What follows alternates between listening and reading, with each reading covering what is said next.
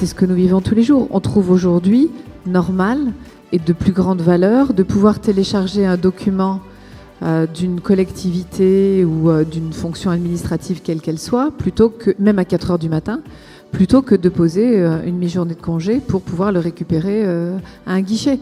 Donc que vous soyez dans l'univers marchand ou que vous soyez dans l'univers non marchand, nous avons passé vraiment, on est passé au travers de quelque chose qui aujourd'hui donne aux gens le choix. Voilà. Alors c'est dur parce qu'on est issu d'un monde, il y a des très jeunes, mais il y en a des moins jeunes dans la salle. Nous, on est issu d'un monde où on organisait les choses et où, d'une certaine manière, les entreprises et les institutions pouvaient faire le monde à leur image. C'est-à-dire, je ne veux pas travailler, mes salariés ne veulent pas travailler le samedi et le dimanche, donc le samedi et le dimanche, moi, les grilles seront fermées, baissées. Sauf qu'il y a des clients qui veulent du produit ou qui veulent vos services le samedi et le dimanche. Je disais Valérie. Et aujourd'hui, avec le digital, c'est devenu possible. Vous pouvez avoir envie d'être livré de vos paquets le samedi et le dimanche. Et c'est devenu possible. C'est incroyable. Le sujet chaud du moment, c'est le sujet, pour utiliser un buzzword, New Ways of Working. C'est je repense la manière de fonctionner au sein de l'entreprise. Ça va depuis les outils jusqu'aux espaces de travail et plus profondément jusqu'à la manière de faire interagir les acteurs de l'entreprise. Une interaction qui est plus transverse, plus horizontale. Je suis capable de faire collaborer des équipes entre elles qui appartiennent à des métiers différents, qui appartiennent à des géographies différentes, parce que les chaînes de valeur qui sont complètement bouleversées par la révolution digitale amènent des nouveaux concurrents en face de l'entreprise, parce qu'il faut transformer le business model de l'entreprise, et donc l'organisation préexistante, les différents silos de l'entreprise ne sont pas armés indépendamment les uns des autres, tout seuls, pour arriver à se confronter à cette nouvelle réalité, à cette nouvelle concurrence. En fait, la transformation est permanente et l'état stable est non seulement anormal, mais il est dangereux. Ça veut dire qu'il y a quelque chose, quand tout bouge aussi vite autour de vous, si vous ne bougez pas, c'est que vous êtes en train de louper. Ce qui est extrêmement important, c'est de commencer à se mettre en mouvement, expérimenter, ne pas attendre d'avoir la solution, d'avoir la vision pour bouger. Je pense qu'un des grands enjeux sur ces prochaines années, peut-être ces 10 prochaines années, c'est justement le sujet de la formation.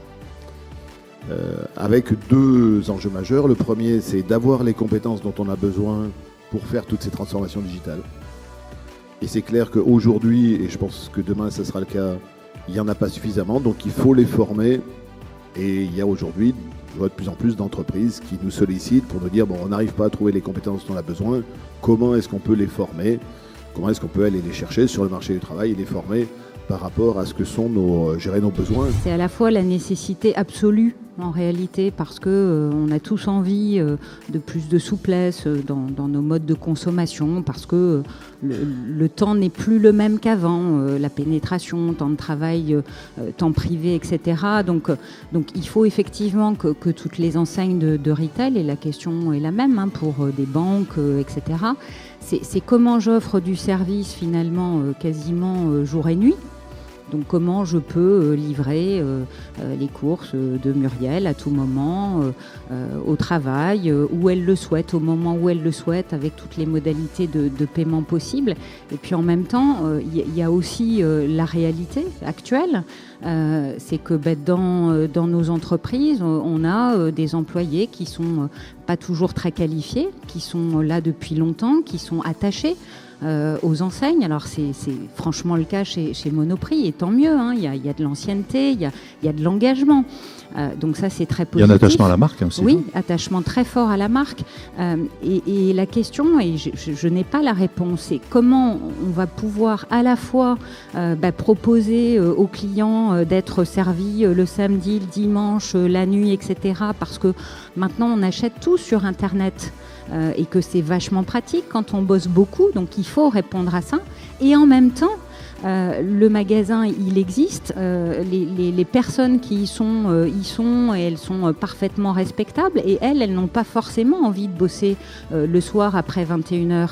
Est-ce que nous, on a envie de bosser le dimanche ? Il faut expliquer aux employés de magasins qui sont là depuis 20 ans que non, leur job ne va pas disparaître, mais peut-être comme l'a fait... Oui, parce qu'il y a une peur aussi de ce digital. Exactement, comme l'a fait notamment La Poste, mettre des tablettes en magasin, etc.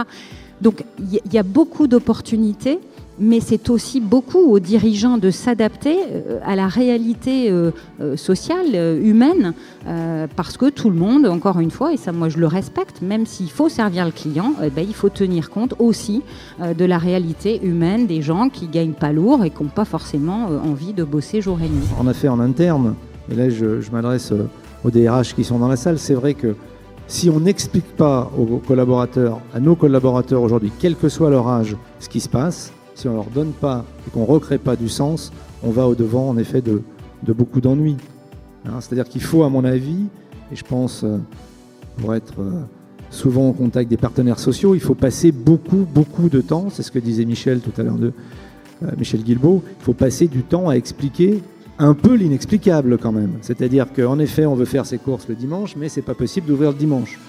Nous, c'est la même chose. Demain, on va devoir certainement faire en sorte que des clients donnent beaucoup plus de valeur au front office qu'à nos métiers de back office, puisque le back office, la machine le fera. La recette qu'on applique, ce n'est pas expliquer, c'est construire avec. Et donc, on se lance, ce que vous disiez tout à l'heure. On parle beaucoup de pédagogie, de nécessité d'expliquer aux collaborateurs de l'entreprise. Ce n'est finalement pas extrêmement efficace. Ce qui est extrêmement efficace, c'est finalement de considérer les acteurs de l'entreprise comme des acteurs à part entière de la stratégie de l'entreprise, y compris le cheminot, y compris le contrôleur du train, partir des enjeux, partir du contexte et des défis de l'entreprise et ensuite construire avec lui les solutions. Ce qui devient assez marquant, c'est que le premier sujet qui arrive donc dans la question et dans la décision de prendre la mission ou pas, c'est en quoi cette mission va m'aider à progresser. La valeur, ma valeur, c'est ma compétence. Et il faut toujours que je la travaille, il faut toujours que je l'améliore. À la fois, moi, je rencontre des jeunes qui sont dans des tripes très start-up, auto-entrepreneurs, qui envisagent leur vie comme ça, en tout cas quand ils sont très jeunes. Carrière non linéaire, en Picor. Exactement. Et là, on a affaire formidable à des gens déjà adaptés, compétents, apprenants, et tout ça, c'est super. Et puis, il y a aussi... et moi j'en vois, et vous en voyez sûrement aussi dans vos entreprises, des jeunes qui ont envie de sécurité. Il y a aussi, et ça c'est tout le paradoxe,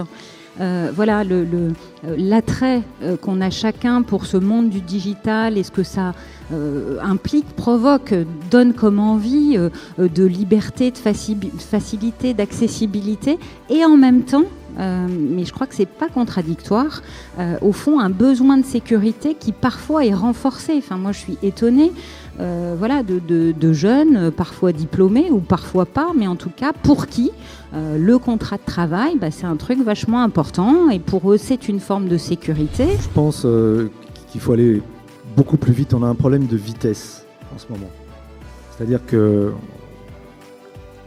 les choses sont là, et on discute, alors on y va pas, on fait pas, on va en parler aux partenaires sociaux, on va voir, puis on a le temps. Non, on n'a pas le temps. Il faut plonger, il faut tester, il faut essayer. Si ça marche pas, c'est pas grave, on recommence, on fait autre chose. On a passé ces 3 dernières années à faire ça un peu chez ADP. C'est la révolution du si, Philippe, ça. Ce que vous décrivez là. Et le si, il est aussi salarié. Et il a les mêmes exigences quand il est salarié que quand il est à la maison. Il veut les mêmes outils, il veut travailler de la même manière. Il ne veut pas prendre 20 ans quand il rentre dans l'entreprise avec les outils. C'est vraiment ça le sujet. Ce qui est d'ailleurs un des moments en particulier de ce que l'on vit. Celui où l'entreprise est en retard par rapport au monde privé, ça n'a jamais existé. Ça a toujours été l'endroit où on modernisait. Et vous avez besoin de retenir les talents. Et un salarié, ça se séduit et ça se retient exactement comme un client. Ils veulent des projets avec du sens. Il n'y a plus le choix. Il n'y a absolument plus le choix. Quand je disais tout à l'heure, au cours du pitch, les transformations, elles vont être difficiles. Oui, elles vont être difficiles, elles vont être coûteuses. On n'est pas sûr de les réussir. Mais de toute façon, peut-on faire autrement ? Les dangers de l'immobilisme, le bouleversement qui est en train de se produire met en danger vital les entreprises. Donc il n'y a plus le choix. Et donc ce que je peux vous dire, c'est que vraiment mon prisme conseil, dans les dernières années de la crise, avant que le marché commence à redémarrer en 2015, surtout en 2016, de toute façon, il y avait un budget qui était sanctuarisé, c'était transformation pour se préparer au digital. Celui-là, il était sanctuarisé, et quand c'est vital, il faut arriver à dégager les ressources. Il faut arrêter de se dire on va lancer un... Il faut y aller, ça fait pas mal, ça ne fait pas mal, un peu au portefeuille, mais ça c'est pas très grave. Et il faut y aller, il faut se lancer, parce que c'est le monde dans lequel on va vivre demain. Et encore une fois, si tout le monde n'adhère pas, si c'est plus compliqué pour certaines personnes dans l'entreprise, on va les aider, mais il faut se jeter dans cette aventure.